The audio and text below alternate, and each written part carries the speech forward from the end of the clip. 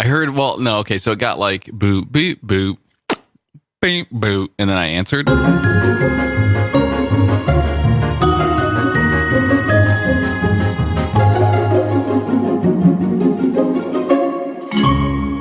I did have it set to auto answer on some of those old little Android boxes that I had way back in the day when we would do like four lines per thing.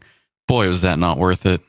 It seriously wasn't. You think of all the time spent. The time and money. It's not, I mean, time, money, effort, brain power, like brain space to try and think of how can I do this on the cheap and how can I put this together in a way that would work. And there's just so much. Yeah, it was just a bad thing to try and bet on it being the best way to do it. I've got a good setup now. I feel like I do. I don't talk to more than one person at a time anyway. And if I do, I guess getting into almost the topic, we can actually have a real life human conversation before we start our program here. But getting briefly dipping my toe into the topic, I'll dip a pinky toe real quick. I use Google Hangouts to chat with a group of game friends, folks that are across the country that play the same game as me, and they'll just create a running Google Hangout where the URL is sent out to the group. You can join it if you want, but what it does is it rings on every single device I have Google Hangouts connected to, which is every single computer in the house, every single mobile phone and like tablet in the house. It's just a bad situation. They handle it very, very poorly. They handle notifications very poorly too, but they being the Google machine? Yeah, right. The big Googler. The big Googler. That's like the FaceTime. Just before I called you, I got a FaceTime call, or not FaceTime, a phone call, I think it's called. With the old-timey phone call, yeah. And like the computer starts ringing and the phone starts ringing, and yeah. Oh, that's right. They do the same thing. Apparently that's getting better in the new High Sierra or something. I don't know. We'll see. But it seemed to work okay when I was on an Apple computer, because it was nice getting the messages, getting iMessages and text messages and stuff on the computer. Yeah. That is for sure something I miss a lot, having moved to Android. But the phone calls, yeah, they would show up like a little late, or you go to reach for the answer button and it's like, oh no, sorry, you missed it. Yeah, you didn't do well. How are you? How you doing? I'm good. Well, in the way that you answer that to a friend, that you're just, you don't really want to actually have any more deeper conversation, I'm good. Okay. All right. In the sense that I just discovered that I forgot to submit and pay my GST for the first quarter of GST being the government sales tax, goods and services sales tax. Anyway, the Canadian government, where my business, I collect GST and then I submit it back to the government. So in effect, I've been borrowing from the government for the last couple of months. It's not. You submit quarterly? Yes. Okay. Quarterly, yeah. Thrice per year, yeah. And so it's you all of a sudden you have less money, or you owe more money, or you owe money that you didn't think you owed, and so that's a nice surprise to just when my accountant emails and saying, "Is this? I don't see a GST payment," and I'm sure I remember. Well, here's actually the funny thing. I remember paying it, which I didn't. Yeah. I've checked everywhere. I didn't. 2, man. Or B, I also remember tweeting that, hey, everybody, just a reminder for small businesses and whatever, GST is due on the 30th or whatever of April, I think it was, which I didn't either. I actually went back and searched my Twitter account. I didn't do that either. So somehow I have this like phantom memory, and maybe it's from a year ago, of doing that very thing of like almost smugly reminding everybody, hey, pay your GST, you dummies, because who would forget about that? So luckily the interest is pretty cheap. So well, that's good. I would not. I have recurring tasks for things like that for sure, like if I know that I'm going to put it off until the date is nearly due, like imminently due, I'll put it as a recurring task set, I don't know, maybe a week before it's supposed to happen. And then I'll put a secondary reminder on my calendar itself to say like, hey, this is the absolute last day that your credit card can be paid is this day. But the credit card payments task is on my to-doist as a recurring task every month. Oh, so it's more. Yeah. See, I do it as I get the notification that it's out of my statement. Then whatever the due date is, I have a to-doist item a week before.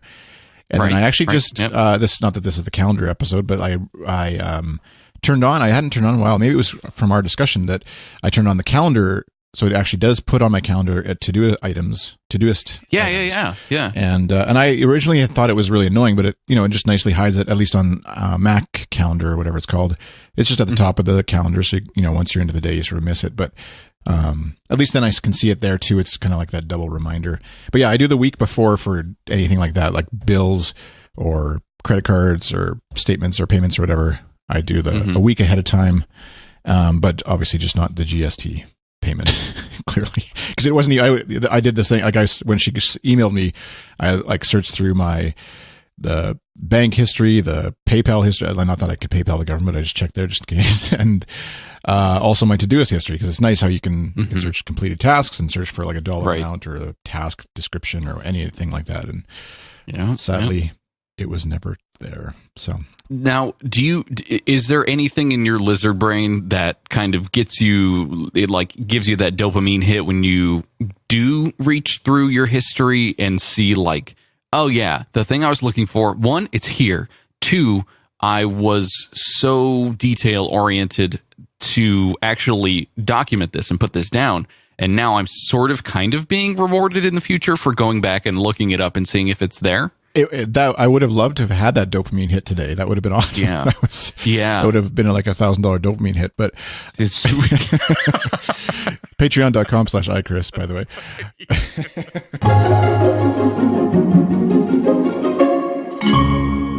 I guess I have sort of an analogous thing that I do that I feel like I've said this before, but we've only had 4 episodes, so maybe I probably haven't said this before. Maybe I've just said it to you at a separate time. But one day, I know that it's going to come to pass that I am arrested for a crime I didn't commit. And what I will thoroughly enjoy is reaching deep into my Google history and saying, no, actually on the date of August 14th, 2015, I was here. I was at Ye Old Pizza Restaurant and was not at the scene of the crime. But thanks for playing. I don't need a lawyer. Thank you. And you'll be able to smugly tell, whether it's your wife or Kenny or your friends or whatever, who always mocked you for checking into Foursquare or Swarm or wherever. That's right. All those years of like doing that, you'd be like, see, it paid off. Exactly. I was in the car from 8:15 to 9:26, and then I got out of the car and walked 15 steps.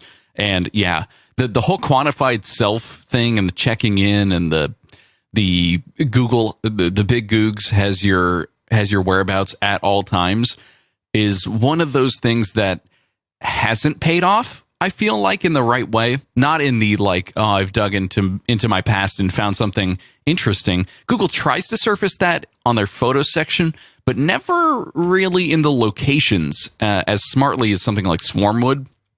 But Google's still tracking it. I don't know, maybe to make my life better, maybe to eventually start serving the ads through my eyeballs as I walk from places I visited before. I honestly, I don't know. I don't know what they're trying to do. It feels like that whole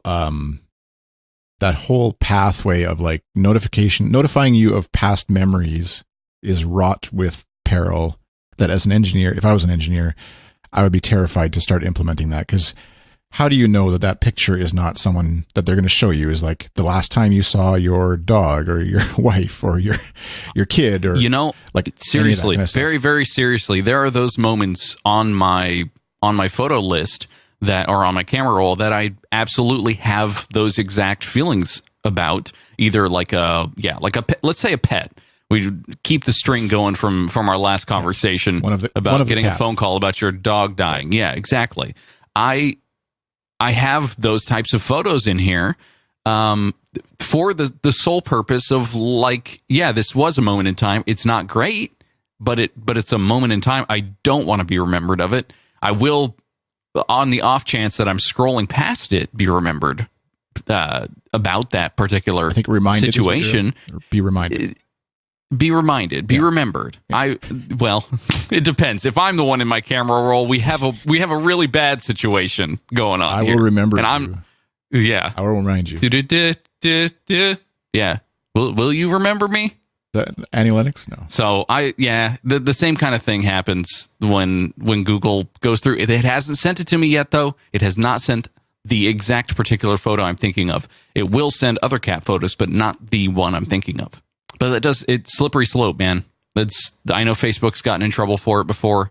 I know Google is doing this. Time Hop was the other one that would kind of surface old tweets and old Facebook updates and old photos and text message. They did text messages for a while, which just seems, wow. Why would you ever send those to a service that is about digging up your past? Yeah. So do you turn on I know the Google's has now you can share your location automatically with people, kind of like to find your friends on an iPhone, I think, right?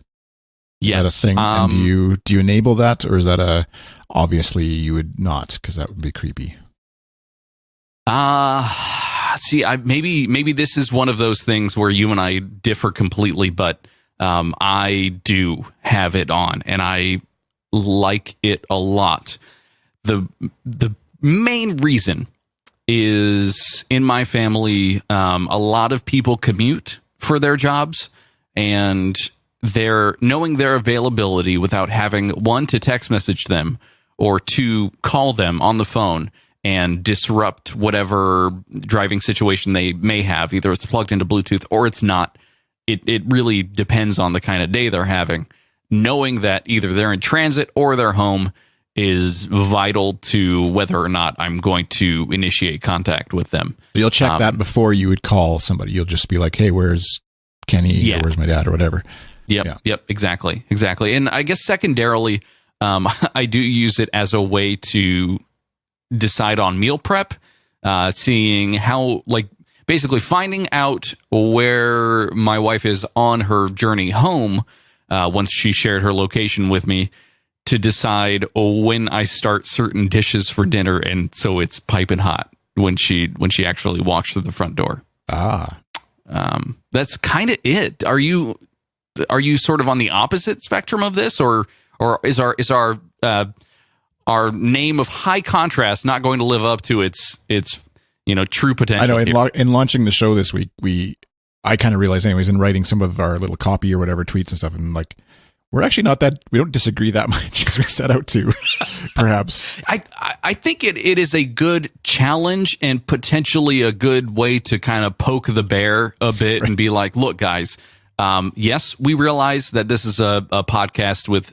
two middle-aged white males from first world countries, that there is a whole bunch of people out there just like that, that have podcasts already.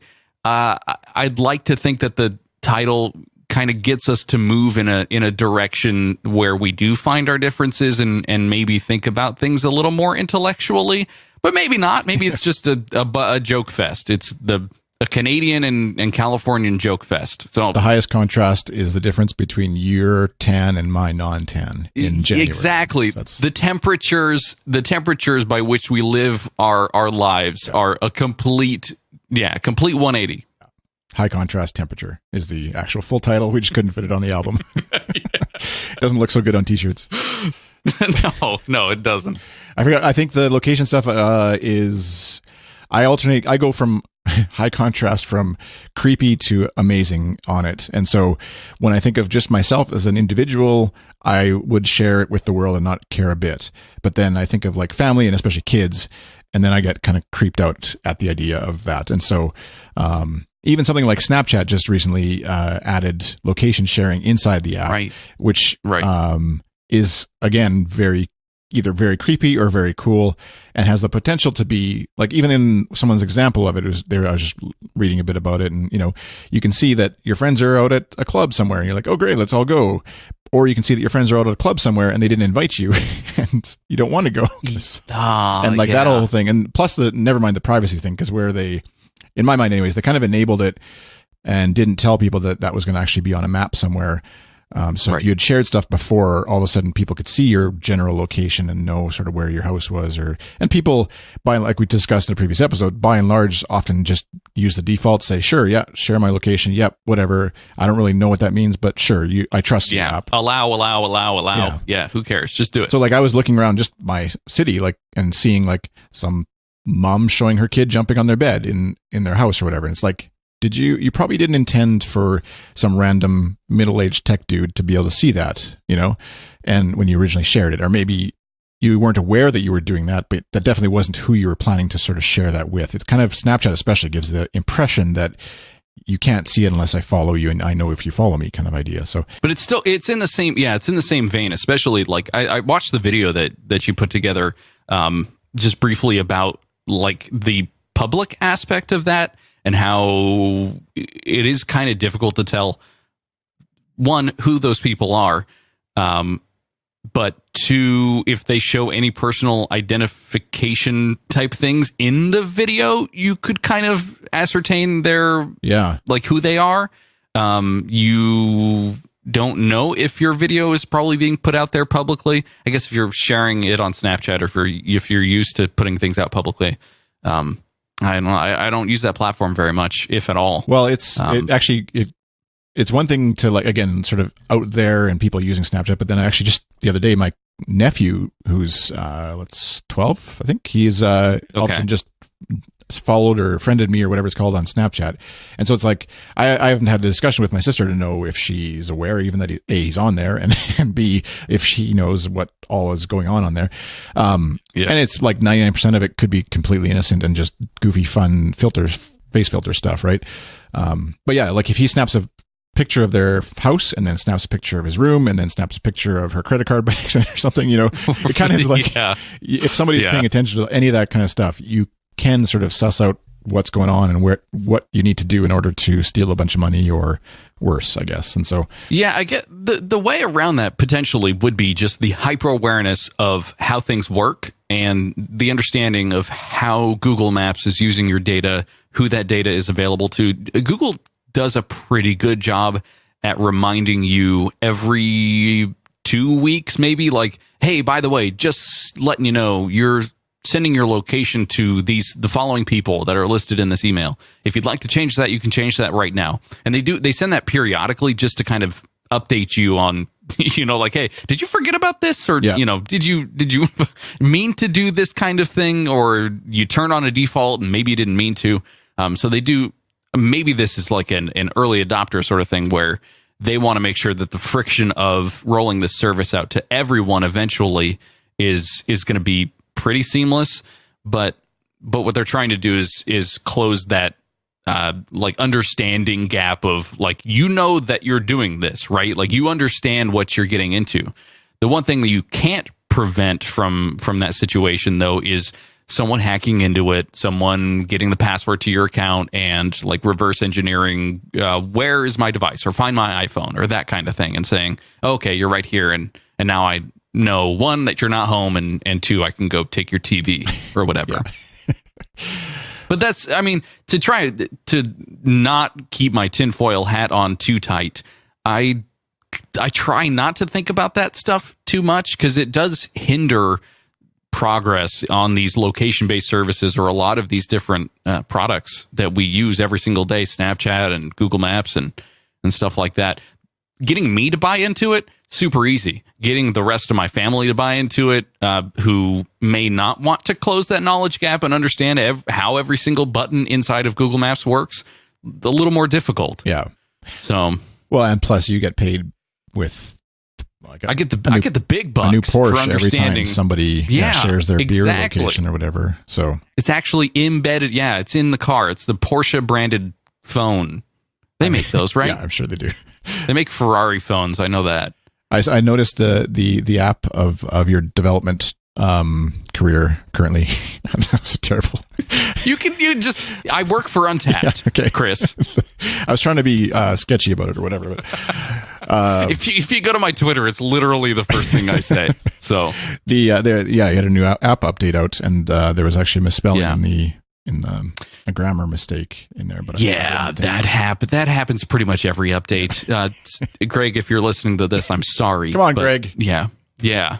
Come on, bud. Greg. No, it is a real small team over at Untapped. When we put our products out, we typically I don't take a look at the release notes, and they are written sort of after the fact. We're on a very, very agile type of development cycle over at Untapped. It's a small team, so I'm the only one working on the graphic interface for the consumer app, which is the thing that normies can download and drink their beers and log them in. It's nice. It's a good gig. You're the GUI guy. It's a real good gig. I am the GUI guy. All right. I mean, it's not really the name I'd like. Judging by the morning show's episode artwork for the most recent episode, anyways, I think you're the GUI guy. But it took me a really long time to find the right photo of someone getting slimed. It's a lot of slime, a lot of green slime.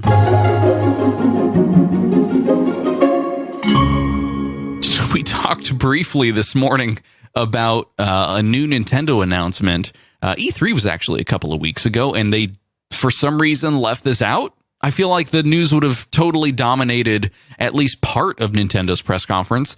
But yesterday they announced one of the new Nintendo Entertainment System Supers, little tiny box. That was really confusing what you just said. Yeah. Super Nintendo Entertainment System? Yeah, the super one. Right. The super one. Yeah. I was doing like a Spanish thing. Right. Maybe that didn't work out so well. I don't speak Spanish, so that's probably why I didn't. Okay. All right. They're kind of doing this retro thing, right? Where advertisements are playing and I can't stop them. Sorry. On the website. Yeah. Oh no. On the website. Where the Super NES, they had the Nintendo Entertainment System as a reissued last year and promptly sold out.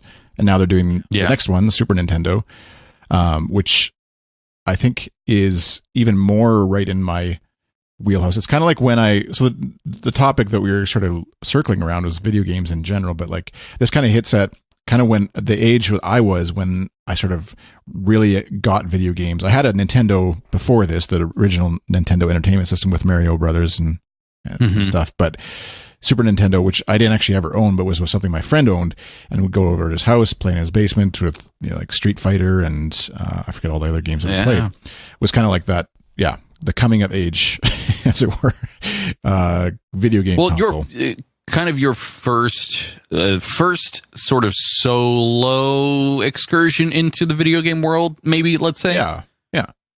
Like less guided from a parent or from someone else playing and you watching. More like, hey, I can take control of this controller and do stuff on my own or play with a friend or that kind of stuff.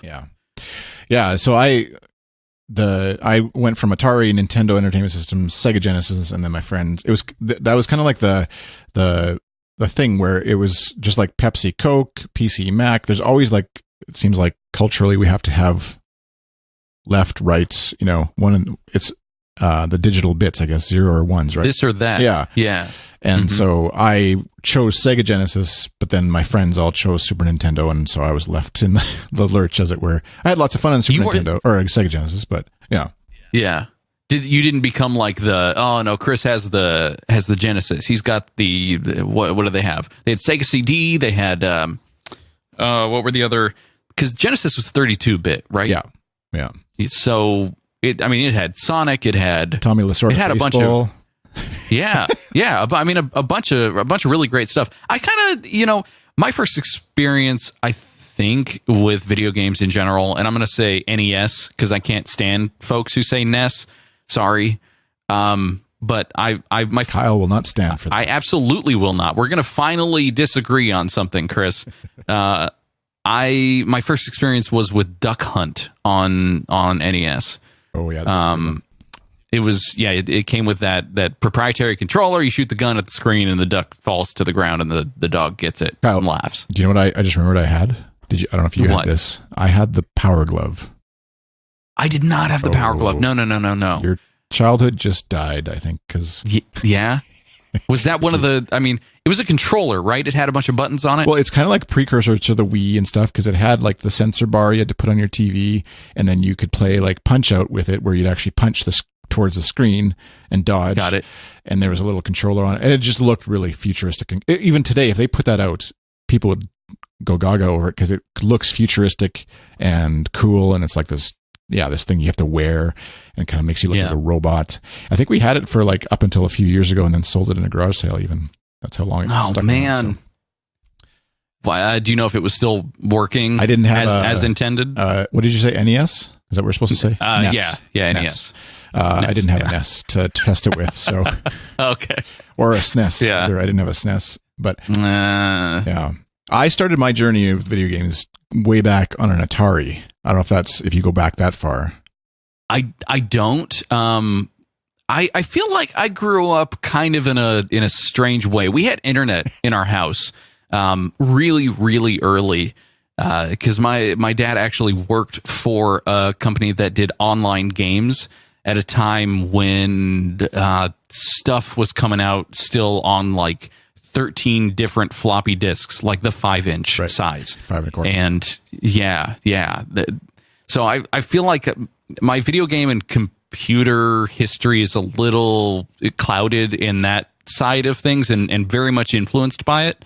But it all started with Nintendo for me, with the original system. No Atari in our house. So were you like were other friends and stuff, school friends and stuff, like fascinated with going to your house because you had access to this stuff, or was it like you were... No, believe it or not, not until I would say probably 5th or 6th grade did that change dramatically, when my dad actually started working for Pogo Games. You remember Pogo Games? Computer EA affiliate, kind of. Oh, right. Yeah. Associated with AOL Games, which moved to Pogo Games and then became kind of bought into the whole EA Games system. Eventually shut down, but we had so many like maybe single A, double A EA titles, stuff like Tiger Woods Golf, the NBA games that nobody cared about, like second-rate skating games, things that just they weren't the AAA titles. They weren't the huge Madden. They weren't stuff like that. But we would get those kind of in a big group box for free from him and just play the heck out of them. And I feel like some of my very formative years of modern gaming for sure came from those times. But not up until that point, we weren't really the family that folks didn't come over to your house because you had the arcade thing in the garage or anything like that. I did, however, at some point get access to, at one of my friends' houses, the Virtual Boy, which was sort of one of my first experiences with those. Didn't it have a motion controller? It must not have, because it was stationary. It sat on a desk.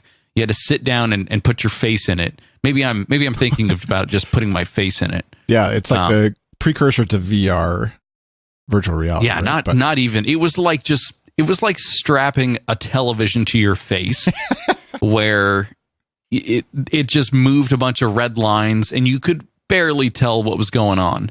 But that was sort of like we got to go over to Garrett's house because Garrett's got the Virtual Boy, and no one on the block had it. I somehow skipped over that one. That looks kind of freaky. Branding wise, kind of sounds kind of freaky. And I remember hearing about it, but never actually played one or had friends who had one that they told me. But yeah, but it was the thing that kind of connected you to other kids in the neighborhood. The video games too, for me, were like it was as a small boy, it was the reward system by which my parents would get me to do things and or help me through traumatic like childhood things. I actually, how old was I? 8, maybe. Went through a series of kidney surgeries as a child where kind of through part of it, it did not look like I was doing so well. Like I don't know if you would say that I wasn't going to make it, but it was not in a good way. I was definitely not in a good way.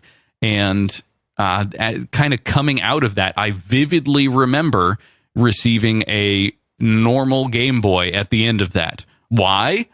I don't know. I'll have to ask my parents, but it seemed like, hey, you made it. So here's a Game Boy. Hooray for kidneys. And yeah, very, very well, sitting in a hospital bed for that long. Yeah, no kidding. I mean, yeah. But it became one of those things that like, okay, this is sparking me to want to do this more, want to play this more. I'm enjoying this a lot. So do you remember which game, were you like the Tetris and stuff on Game Boy? There was Tetris on Game Boy. We had there was a Power Rangers game on Game Boy. Yoshi's Cookies was on Game Boy. Would play that a lot. It got me into wanting to play different games on the Game Gear eventually, maybe 3 years later or so. Game Gear was that big, huge blue behemoth where you had to put like 8 batteries into the back of it. It like almost Sega's looks like this. Yeah, almost like a Switch. Basically, it was color screen, probably 16-bit, and we would play stuff like Echo the Dolphin, and I say my brother Kenny and I would definitely take turns with these games because we did not each have one of these.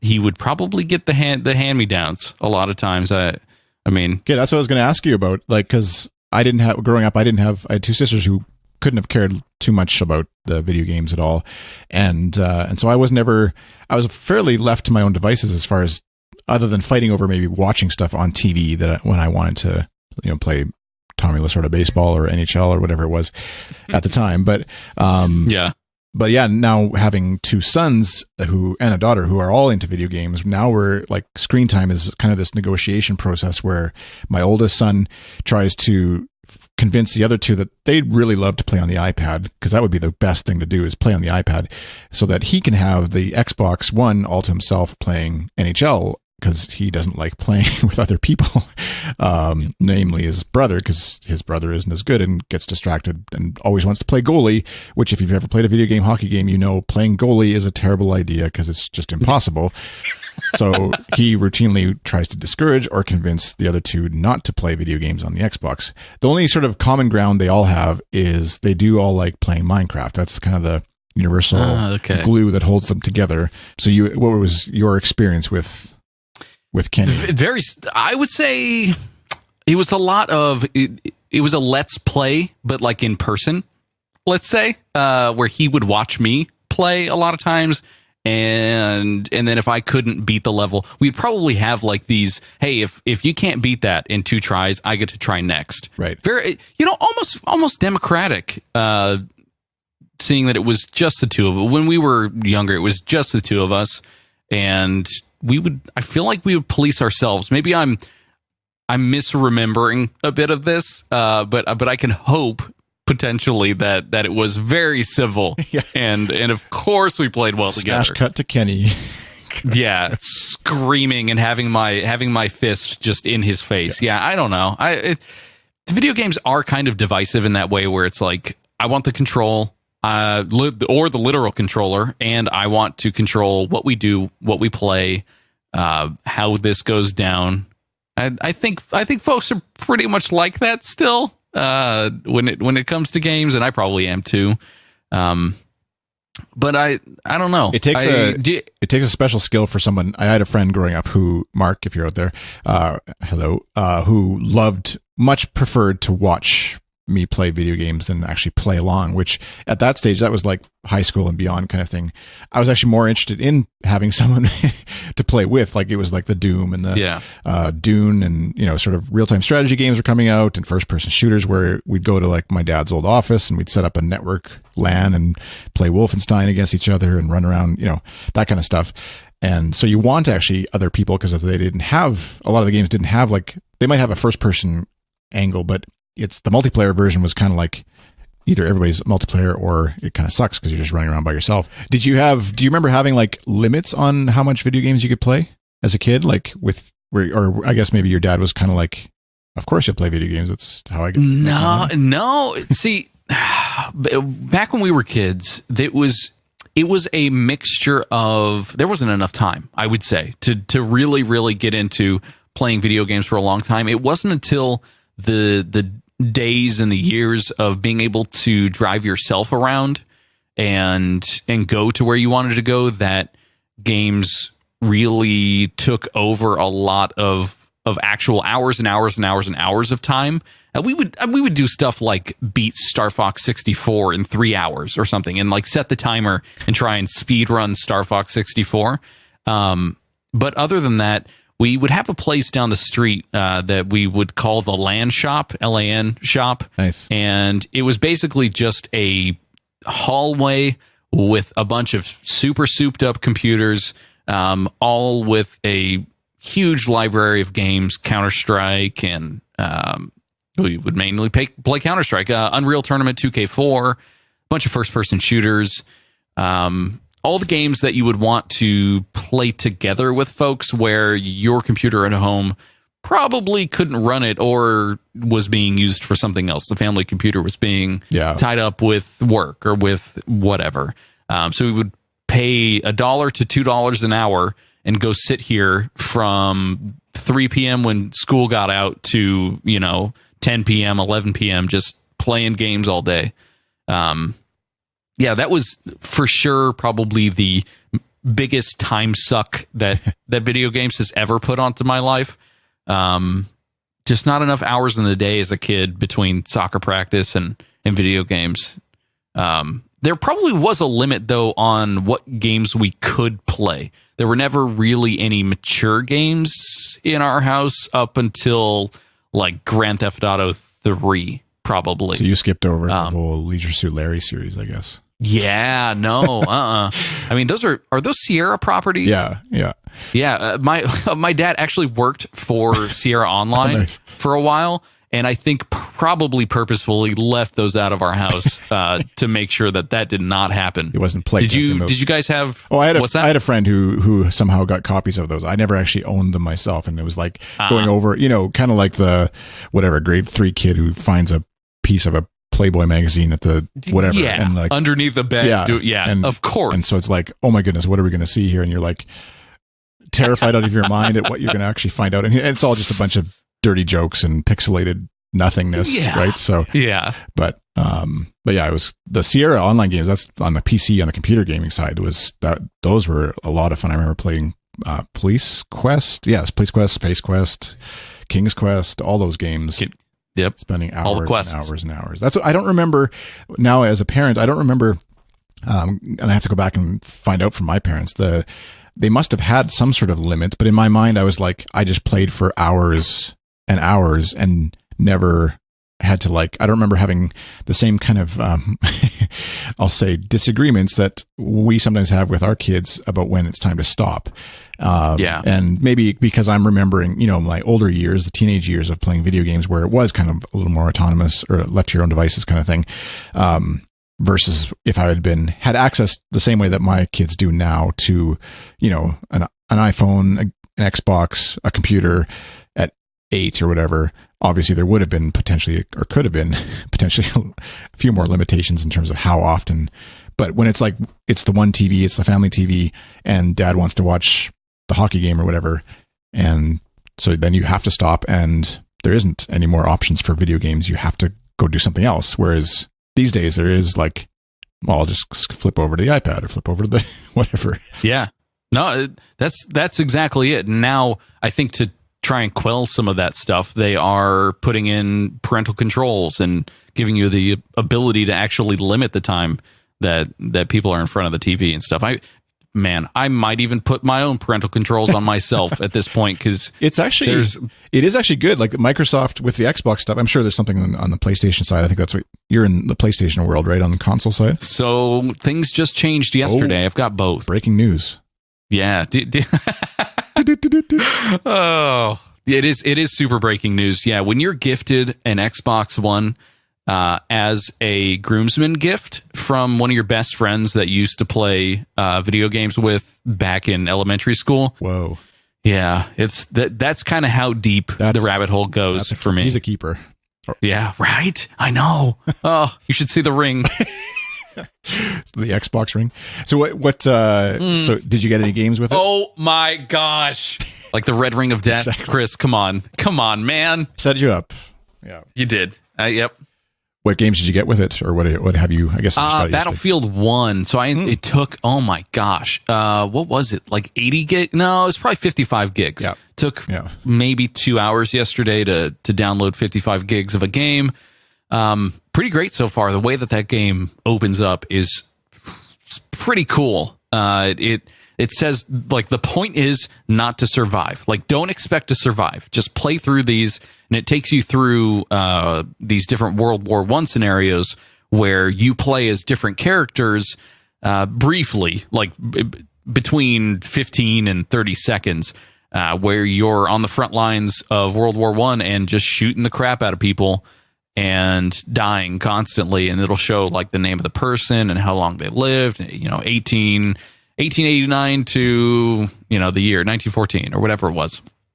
And that's sort of like the tutorial missions to get you to wet your palate a bit on, like, what this game is going to be like.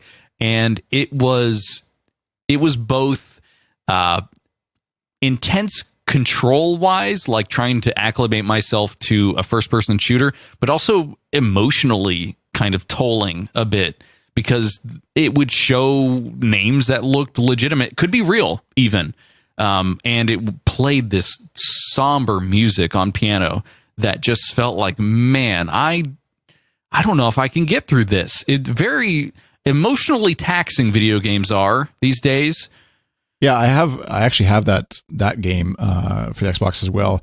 And I was surprised how in depth. I'll actually go to my parents' house sometimes to play the video games, just because that one especially is kind of like quite over the top in terms of, not over the top by today's standards, I guess, for video games, but definitely graphically gory, violent, all that kind of stuff. But in a like you said, I feel like in a non-glorifying way. If someone just watched you playing it for 2 minutes, they'd think it's just like everything else. But it feels like they at least had the intentions of showing what war is like and what it can mean. So, like, as an 18-year-old, hopefully, if you're playing that, you think, oh wow, like an 18-year-old just literally died, in war, and that would have happened to me if I had been alive in 1914, kind of thing, likely. Right.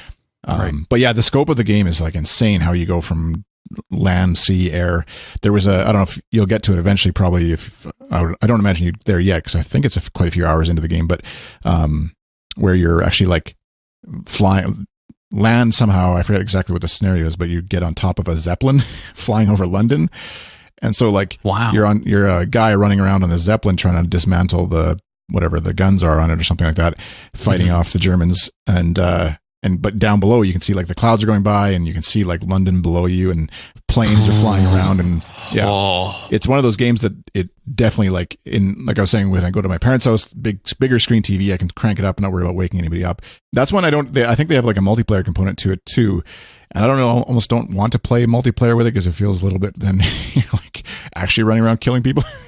Yeah, the whole Battlefield series, I feel like, just like Call of Duty, is very much based on the fact that they do have multiplayer, and that you can just sort of jump in and shoot the heck out of someone, because that's what the franchise is based on. Yeah.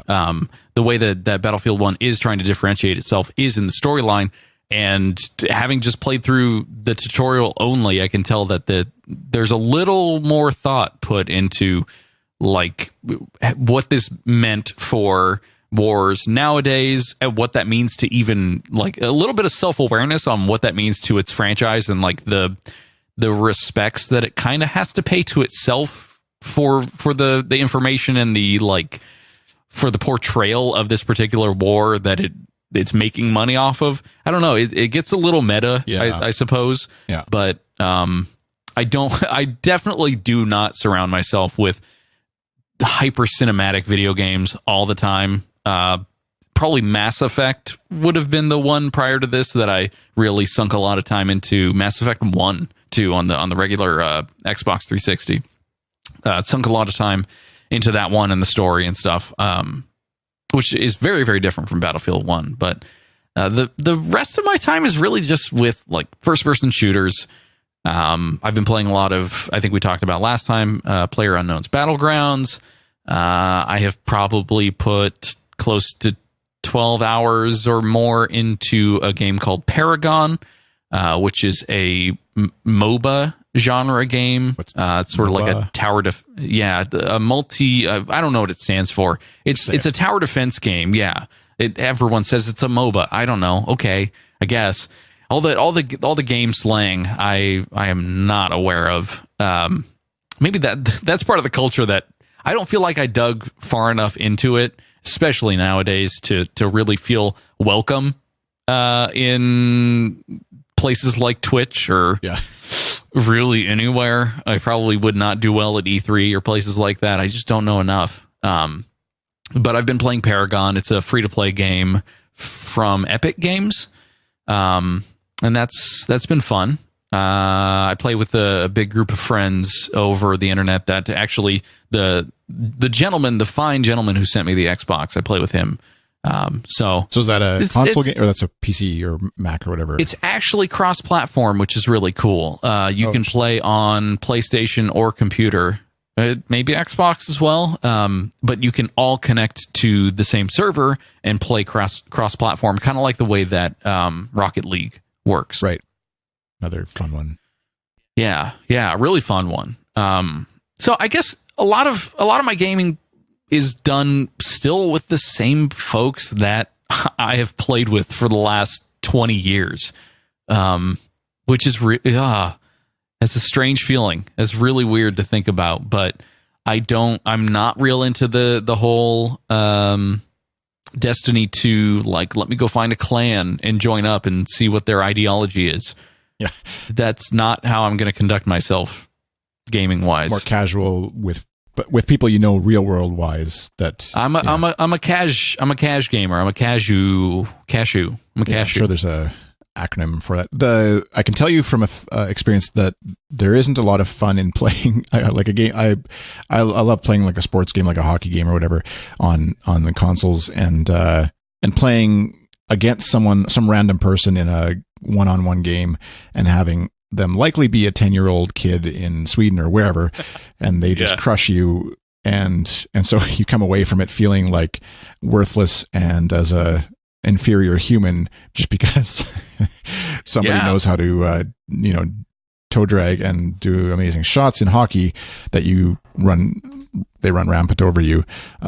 Somehow that defeats or destroys your self-esteem as a human being. But it's just, especially if you've got like the mic turned on, or you are looking at chat like noob, whatever, and you hear this voice that is just like, man, what have I done? What am I doing? I will confess to having just shut off the Xbox a couple times in frustration. It's just like, what am I doing? Yeah, mid celebration. Yeah. It's already 6-1 in the first period with 10 minutes to go.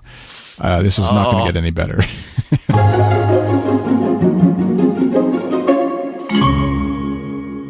We had one of the questions was that we were sort of going to talk about, which I think we've sort of talked about, is what are you playing right now? And actually, when I was thinking about that, my immediate response would have been like hockey, and then Battlefield 1 is sort of secondary, and Overwatch is another fun one on the console on the Xbox that I play. But actually, if I actually was honest about my time, I ended up playing a lot of Clash Royale on the iPhone, which it's I don't know if you're familiar with the series. There's like they have Clash of Clans. It looks in the App Store, it looks like a generic game, and somehow I got hooked onto this one. Originally it was Clash of clans that I got connected with and was playing, and kind of through my son, we kind of played it together. And then Clash Royale came out, and it's kind of like this game where I forget what again, there's probably an acronym for it, but you're kind of like sending troops to battle, sort of one against one, and you have your side, they have their side, kind of like tower defense in a sense, but once the tower is down, then you can drop troops onto that side of the field or whatever. Anyways, there's all different types, and it's kind of like the wizards and warlocks and whatever, that kind of motif, but it's a really fun kind of strategy game because there is different levels of characters, and you kind of figure out what strategy works. There's air units and ground units and all that kind of stuff. And for whatever reason, it's kind of hooked me for the last, I don't know, 3 or 4 months. I haven't given them a cent of money, but it's just kind of a easy one to pop into. You play a game, it lasts 3 minutes or so, and then you're done. And they have the whole like getting chests that rewards you with upgrades and that whole thing. That's to where they try and get you to buy gems or whatever to buy better chests and upgrade your things. And it's kind of a fun, quick, easy game to duck into and duck out of without giving up hours and hours of a day on something like Battlefield, where obviously it takes a little more time commitment anyways to get into. So on mobile, there's lots of really great games I know on iPhone, and like games that kind of draw you in, but I find my mobile gaming is usually like a quick thing if I'm waiting somewhere, or I'm waiting for a file to export or something and just need a break or something like that. And it's kind of like I just want to be able to play a 3 to 5 minute thing and then put it down and go back to work, or go back to watching my kid play soccer or whatever I'm supposed to be doing. Right. Let's put it out there. This is the game that you play when you're on the toilet. Right. Basically. Yeah.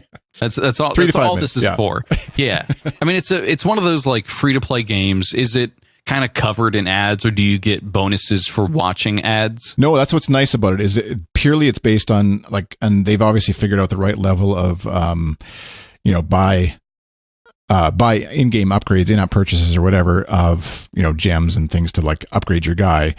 And so somehow it feels like a little more intellectual than something like, what was that? Like not Bejeweled, but the really popular one that was all about, Bedazzled, no. Bejeweled? No, that's... I don't think Bejeweled isn't a free-to-play game. Well, I mean, it is free-to-play, but I don't think it was one of those, like... No, I'm sure you put it in an app and it just covers you in ads. It's like some sort of jewel game thing. Anyway, yeah. But it's not like that. It's more... There is a bit of strategy to it, which I appreciate, but not so much that you're like... sucked in and you have to sit there for hours trying to figure out, and it's impossible. Like there's not so much strategy that you can't get lucky sometimes, I guess, and win a game and not. Yeah. Well, it's like the old Zynga games, right? The games that you would either play on Facebook, right, in some sort of like mashed together table cell thing, browser table, and on your phone. I think Zynga just destroyed that early mobile game market. I do remember playing a lot of those when they first came out. Mafia Wars, I think, was one. Oh, yeah. Man, yeah, it's just these games are hard to want to like. I want to like them. I want to say, like, man, look how much time and effort as a product. Let's say, right. Look how much time and effort was put into this. A lot of thought. They put out frequent updates. A game that I'm playing right now, since you brought that up, on the mobile side, is a game called Cats the Game. Of course it is. So Cats the Game is an acronym. I'm going to pull it up real quick here. Crash Arena Turbo Cats. Crash Arena Turbo Stars is what it's called.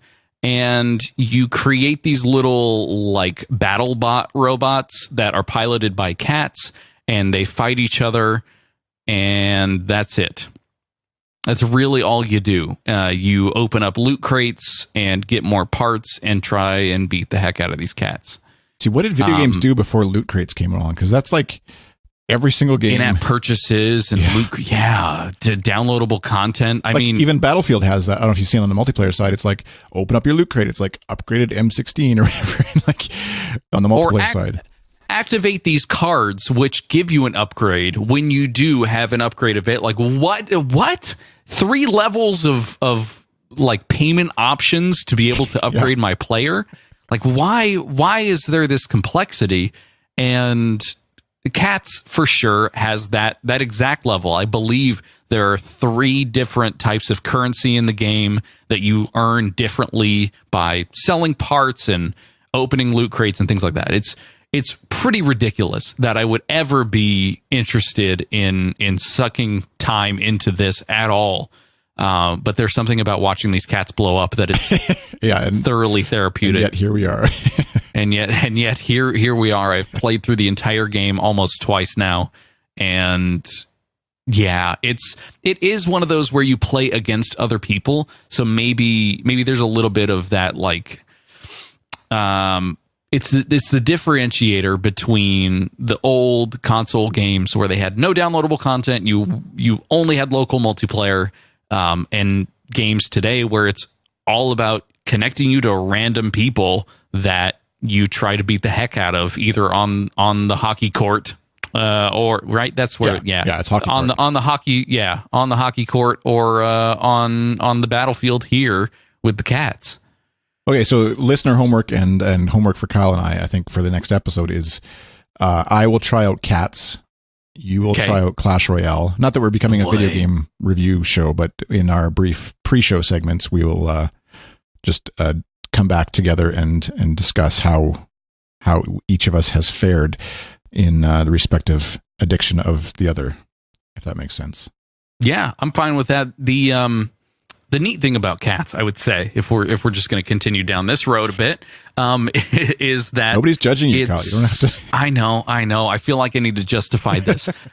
You can connect it to Facebook if you'd like, and play against the bot and see the bot of your Facebook friends. I can see that no one else on my Facebook group has this game at all. So I feel like this is not one that really crossed anyone's radar. But it's still one of those free-to-play games that every now and again it'll display ads if you want to make stuff go faster, if you want to open up those loot crates faster. Right. It treats ads as a reward system, so it's kind of it feels a bit icky in that way, which is maybe that's why people are so receptive to Nintendo putting out. Look at me, I'm bringing it all the way back. Maybe that's why people are so receptive to Nintendo putting out one of these retro consoles now, that there's no Ethernet port. It doesn't have a Wi-Fi chip in there. You're going to boot that up. Yes, there are no cartridges free to blow into, but it's all just right there. It's local multiplayer. There are no ads. The games are as you remember them, and they just work. You have ownership over the thing that you just purchased in perpetuity. They can't take it away. They can't take it out of the App Store. They don't shut down the servers. It's not complex. It just is the way it is. And maybe folks want that these days. Maybe they need a little bit more. Maybe it's not just nostalgia. Maybe it truly is people need a little bit of simplicity in their gameplay. Wow. I think that's if this was some sort of inspirational podcast, that would be a perfect spot to end. Just do it. Just do it. Just do it. In America. Don't sit there and not play any free-to-play games. Just download Clash Royale and play it. I'm actually sending it to my device right now. Yeah, I just downloaded Cats too, so we're all right. We're ready to. I like this idea. I really like the idea of getting a little bit of homework. Maybe these aren't too different. Maybe they are super different. But I've never played a Clash Royale game. Yeah, it's not high contrast. It's moderate contrast. It's just we could call it 50 Shades of Grey, but I feel like we would be getting into a completely different genre. That's where you're blowing on the cartridges.